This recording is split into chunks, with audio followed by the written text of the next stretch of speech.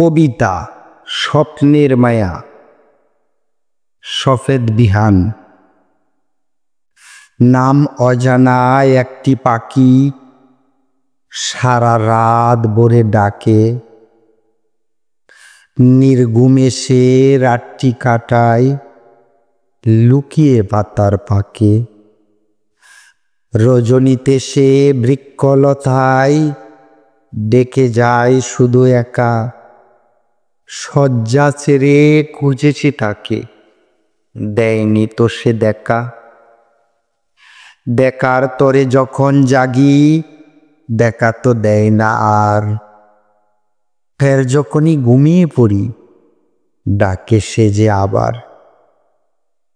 মায়াবী সুরে ডেকে যায় সে স্বপ্ন মায়াপুরে, আমাকে ডেকে চলে যায় সে অনেক অনেক দূরে।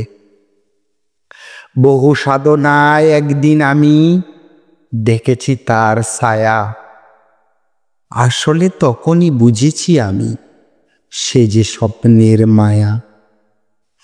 মায়াকে ভেবে ঘুমিয়েছি আমি, তাই তো এমন হয়। পাখি হয়ে সে আসতো স্বপ্নে, আসলে সে পাখি নয়।